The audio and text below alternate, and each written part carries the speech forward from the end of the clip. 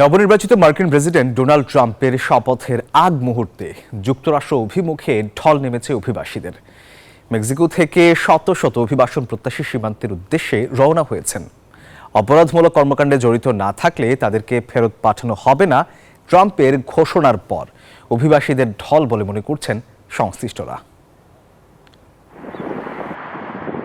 উন্নত জীবনের নিশ্চয়তার আশায় স্বপ্নের আমেরিকায় ঢুকতে মেক্সিকোর সীমান্তে ঢল নেমেছে অভিবাসীদের। গেল কয়েকদিন যাবৎ সীমান্তবর্তী এলাকাগুলোতে জড়ো হয়েছে হাজারো মানুষ। তাদের প্রত্যাশা, সীমান্ত বন্ধ করে দিলেও ট্রাম্প অভিবাসীদের সহজে যুক্তরাষ্ট্র থেকে বের করতে পারবেন না।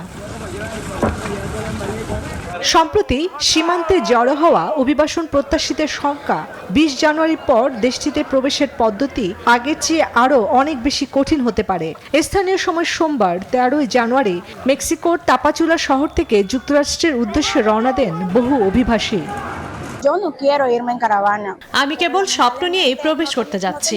আমরা অপরাধী বা এরকম কিছু নই। আশা করি সবকিছু ঠিকঠাক হবে। আমরা এমন মানুষ যারা মার্কিন যুক্তরাষ্ট্রকে একটি অর্থনৈতিক শক্তি হিসেবে টিকিয়ে রেখেছি, এটিকে এই পৃথিবীর সর্বশ্রেষ্ঠ সাম্রাজ্যে পরিণত করেছি। সবাই পরিশ্রমী মানুষ আসছে, দক্ষ শ্রমিক। ডোনাল্ড ট্রাম্প আমাদের ফেরাবেন না।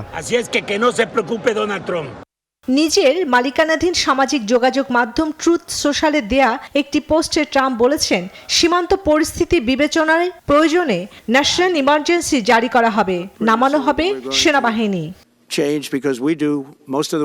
রয়টার্সের প্রতিবেদনে বলা হয়েছে, ট্রাম্পের এই পরিকল্পনা বাস্তবায়িত হলে যুক্তরাষ্ট্রে অবৈধভাবে পাড়ি জমানোর পথ থেকে সরে যেতে হবে অভিবাসন প্রত্যাশীদের।